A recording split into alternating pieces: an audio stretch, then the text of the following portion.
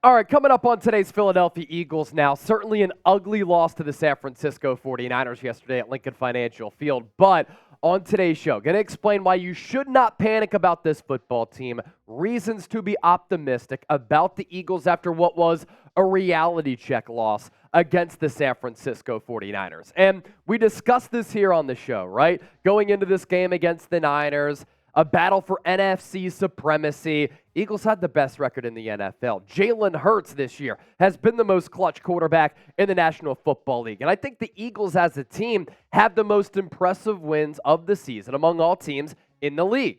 Dolphins, number one rated offense at the time. Eagles defense really shut them down. You beat the Dallas Cowboys, came back in that football game. You went on the road and took down Andy Reid, Patrick Mahomes in Arrowhead, in a game in November or December for the first time in 5 years. That's when Patrick Mahomes, Andy Reid went down. You win in overtime against the Buffalo Bills, and Jalen Hurts down the stretch able to outduel Josh Allen. You come back from 10 in both of those games against the Chiefs, against Buffalo, and those were thrilling, character-building wins. The Philadelphia Eagles this year, this is nothing to scoff at.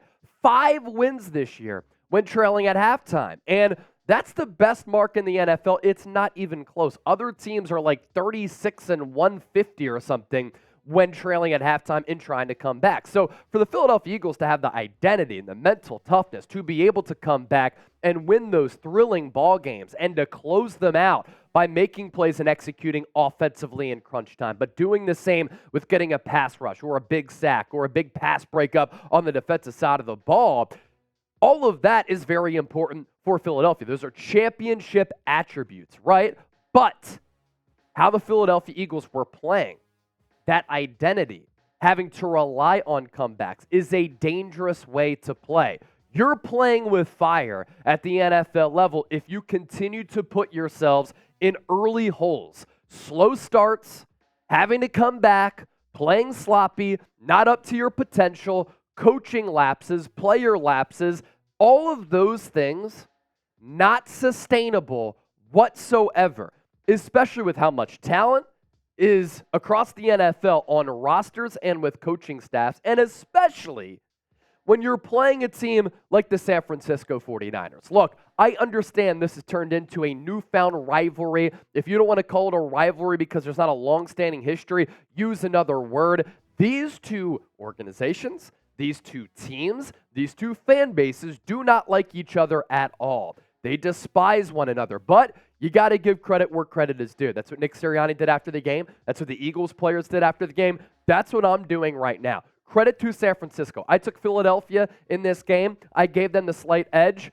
San Francisco 49ers dominated Philadelphia. And this Niners team, the look of it, the complexion of it, might be the best team in the NFL as far as talent goes. They have dogs all around the football field. And after putting up a 40-burger on the Eagles, look, Niners won the head-to-head matchup. I think that San Francisco right now is the best team in football because that was a massacre yesterday. That was very ugly. The Niners really dominated that game after falling down in that 6-0 hole. They won the head-to-head matchup. They crushed the Eagles. They're the top team in the NFC, not standings-wise, but when you looked at both of those teams, sideline to sideline, San Francisco looked like the far superior team. Now, I will say this, and this is another reason to be optimistic about Philadelphia. At the start of the game, I tweeted this out. We talked about it on the watch party. Appreciate everybody who watched. Make sure you subscribe to the channel, by the way, for daily content on the bird, shows from yours truly. I thought that Philadelphia was very quick to get off the ball the first 2 possessions, and San Francisco looked caught off guard by that. They didn't pick up a first down until the 12-minute mark of the second quarter. But after that, I thought the Eagles looked slow. They looked hesitant. They looked lazy. They didn't match the physicality of San Francisco. A.J. Brown even mentioned at times we matched their intensity, but not throughout the course of the entire 60-minute ball game. I do think that the rest advantage for the Niners, having that mini bye week, helped them out. They looked like the fresher, more explosive, more physical team. The thing was with Philadelphia, you can't make excuses for that because this upcoming week in a huge game against the Dallas Cowboys, they also have a week and a half of rest because they played last Thursday against the Seattle Seahawks. So Eagles kind of getting screwed by the scheduling gods here. It's a reason to be optimistic. These things can be cleaned up, but they got crushed by the San Francisco 49ers yesterday, and a lot of fans at Lincoln Financial Field went home very sad about that ball game. But when the Eagles do play their A game, and yesterday they played a D game, they may have played an F game in some ways, right? They're as good when they play their A game as anybody. There's too much talent on this football team. They are too well coached to panic overly about this game and to say that they are frauds, they are cooked, they are done. They are not. So, it's got to be a wake-up call for Philadelphia. They're facing some adversity here this year. And previously, under Nick Sirianni, Jalen Hurts, Howie Roseman, Jeffrey Lurie, when this core has faced adversity, they have responded pretty well. But right now, they got to get it on track, and they have to find a way to play more consistent football. So if you want the Eagles to pick their shit up, I want you to hit that thumbs up icon and like the video.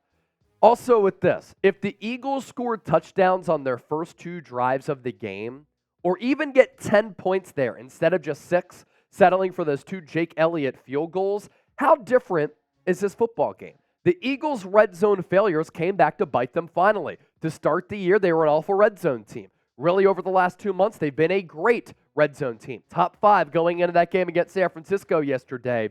But when the field got condensed, the Eagles could not capitalize, and the play calls weren't great. The play design wasn't great. The execution was not there. Philadelphia, throughout the entire course of the ball game, could not run the football. And that continues to be a problem as well with what is supposed to be the best offensive line in football.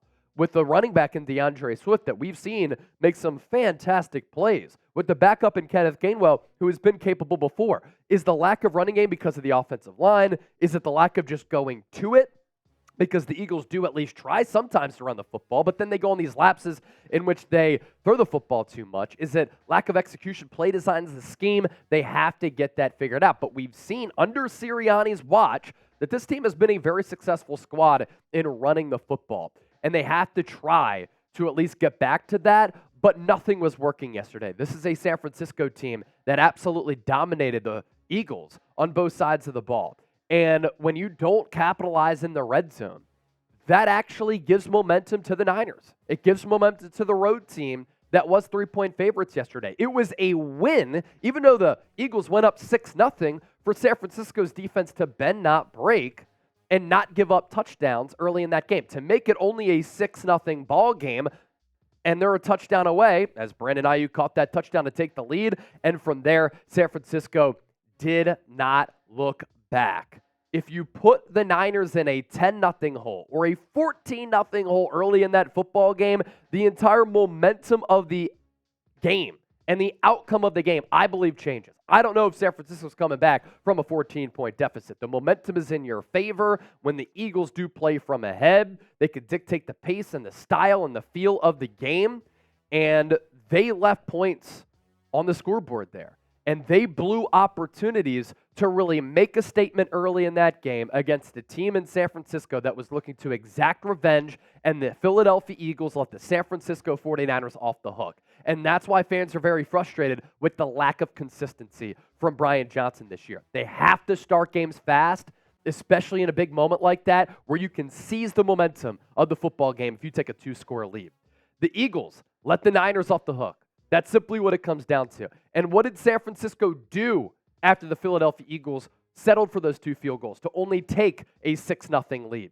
San Francisco got going, and the Niners cooked the birds. After back-to-back 3-and-outs to start the game, San Francisco, which did not pick up a first down until the 12-minute mark of the second quarter, the 49ers scored touchdowns on 6 straight drives. It's the first time that the Eagles, as an organization, have let that happen in 57 years. So from taking a 6-0 lead after that point, because the Niners defense got those stops and they had a glimmer of hope and you left the door open, the Eagles let San Francisco from that point go on a 42-13 run, and the Philadelphia Eagles did not score a touchdown until the third quarter.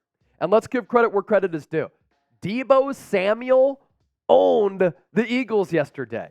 3 touchdowns, and the Eagles looked scared to match his physicality with his brute force. They looked scared to tackle him in the open field. 4 catches, 116 yards, 2 touchdowns, 3 carries, 22 yards, 1 touchdown. He was faster than the Eagles. He was more physical. He was more explosive. He broke tackles. Nicholas Morrow, it can't happen. That's what led to the 48-yard score. And then the Eagles in the open field, they didn't want that smoke from Deebo Samuel. And now that was his best game of his career, a statement victory for the Niners, a statement performance for Deebo Samuel after all of the smack talk that he talked throughout this offseason. Hassan Reddick talked a lot of smack, a lot of boo-hoos coming from the Niners after the NFC Championship game. Got faked out by Deebo, right? Deebo Samuel calling the Eagles secondary, and Brandon Ayuk calling the Eagles secondary a weak unit, calling out James Bradbury. What did the Eagles do to respond to that trash talk? Absolutely nothing. And Deebo and the Niners, they shredded they shredded Philadelphia. Brock Purdy, 4 touchdowns, Deebo Samuel with 3 of them. Those types of lapses, that type of sloppy play of just missing tackles and not displaying the effort to tackle, unacceptable for a team that has Super Bowl aspirations. The Eagles entered Sunday giving up the 3rd fewest yak per reception in the NFL at 4.37. They gave up, going into yesterday, the lowest yards after contact per game. The 49ers came in leading the league in yards after contact per play. So we knew this was going to be a matchup. We talked about it during our 30-minute preview and our 2-hour pregame show. San Francisco won that battle, picking up yards after the catch by a landslide yesterday. San Francisco had 11.1 yards after the catch per reception and 148 yards after contact yesterday. Philadelphia simply has to do better, and they have done better. And that's another reason to be optimistic, because if you shore up the tackling, you start faster, you don't play as sloppy, maybe this game is a little bit different against a team that right now is clicking on all cylinders in San Francisco and does not have a weakness on that roster. The Eagles, once again, baffled too by a lot of pre-snap motion by Kyle Shanahan and the Niners. Talked about that in the lead up to this game. Misdirection and offensive play design creativity.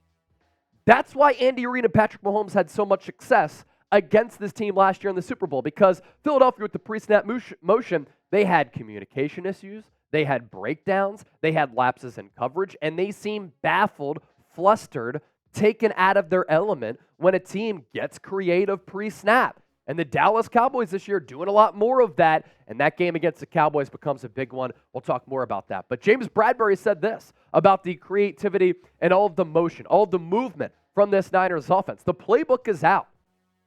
If the Eagles continue to struggle against pre-snap motion offenses, teams are just going to continue to run what San Francisco has done, what Kansas City did, what the Buffalo Bills did as well. James Bradbury, quote, "They do such a good job with jets and motions, both post and pre-snap. When you play defense, everybody has to see things the same way. If you have jets and motions, our reads can get kind of murky." So that's what they did, and that's what kind of put us in a bind. And then once they ran and got the ball in their hands, they did a good job at getting yards after the catch. It's very tough to play this team with man-to-man defense across the board because they have a dynamic back in Christian McCaffrey who can get mismatches against linebackers and safeties. We want to do a good job of mixing our zones in there. They won with the mismatches and whatnot. They're a tough team to play, and hopefully we see them again. And hopefully, and I think we will see, a rematch of Philadelphia Eagles, San Francisco 49ers, because I do believe these are the top 2 teams in the NFC and arguably the 2 top teams in the National Football League. But if you meet up with San Francisco once again, you have to find a way to not get as confused and have those lapses against some of the pre-snap motion that the Niners do like to run. Eagles can beat San Francisco. They just got to bring their A game, and yesterday they did not bring that A game. A lot more to get to here on today's show. We're going to talk about Shaq Leonard. We're going to talk about this Eagles linebacker play. We're going to take a look at the NFC Playoff Picture. But first, today's Eagles Now is sponsored by Factor Meals. Get 50% off using that link at the bottom of your screen right now, factormeals.com/EaglesChat50. This holiday season, we are all so busy, and you might be looking for nutritious, convenient meals to keep you energized on jam-packed days. Factor, America's #1 ready-to-eat meal delivery service, can help you fuel up fast for breakfast, lunch, and dinner with chef-prepared, dietitian-approved, ready-to-eat meals that are delivered straight to your door. You're going to save time, Bird Gang. You're going to eat well, and you're going to stay on track with their healthy lifestyle, all while tackling all of those holiday to-dos. And with Factor, you can trust the food. It tastes really good. My running streak just got past 200. I need to fuel up with really healthy options. And Factor allows me to do just that. You can get protein-heavy meals. You can get vegetarian-based meals, breakfast, lunch, dinner. They even have smoothies, which producer Tracy Trace really likes. 50% off, code EaglesChat50. We'll put that link down below in the comments section as well as in the description of this video. Let's continue to keep it moving here on this losing, sad, depressing Monday after that beatdown by the Niners. Nick Sirianni keeping it pretty blunt and simple after that game yesterday with his assessment. We didn't coach good enough. We didn't play good enough. Simple as that. Nick Sirianni, by the way, apologizing to Kyle Shanahan about the whole Dom DeSandro thing. And I kind of look at it from both ways, right? Like, Dom saw Devontae Smith get slammed to the ground by Dre Greenlaw, a player with the previous history of a lot of unsportsmanlike penalties, and Dom was frustrated. He kind of pointed at him, but he kind of contacted a player. Ahead of security, probably should be contacting another player from the opposition. And then Dre Greenlaw probably should not retaliate and poke big Dom, South Philly Dom, in the face. Anyway, wanted to add that in there. We talked about it during the watch party. A wild sequence at those moments. But with Nick Sirianni, he has helped build and establish some of these qualities with this organization. And I love the qualities that the Philadelphia Eagles possess. Philadelphia Eagles are resilient. They know how to win. They are clutch. They are battle-tested. They are mentally tough. That stuff should be celebrated. That stuff should be respected. But among those qualities, what are we missing here? We are missing consistency. And offensive consistency is not there. That is on Nick Sirianni. He'll take the blame. He's an offensive guy. That's how he came up under Frank Reich. It's on Brian Johnson. Got to do a better job with the play calling and situational awareness. We've seen strides, but the consistency, starting games fast, not there. And if you play this dangerous game in the playoffs, you're playing with fire. You start off slow in a playoff game, that's how you get upset. Jalen Hurts, it's on him. It's on this entire offense. And Sean Desai got cooked. So when Nick Sirianni's talking about we didn't play well enough, that's offense, defense, special teams, right? When he's saying we didn't coach good enough, the game plan was not good enough going into this game. The situational play calling, decision making, the execution, simply not there. This is an organizational failure against this San Francisco 49ers team. And going back to the tackling thing, like that just comes down to effort. And that's why yesterday's loss was so frustrating. But as you go glass half empty, the glass half full approach is that they've been a good tackling team and they can shore things up. Here's what Sirianni had to say about tackling. We take pride in it.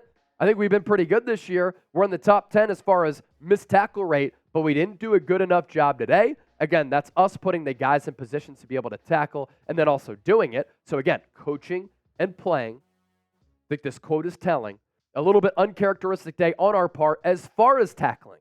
You saw that lead to some big plays, and that's part of it too. They broke tackles. So they played really well. We didn't play well enough, and they coached really well, and we didn't coach well enough. Like, this is the Niners clicking on all cylinders after that 6-0 deficit, finishing the game with 6 straight drives of touchdowns, but it's also the Eagles not executing, not playing their best game, and just being sloppy.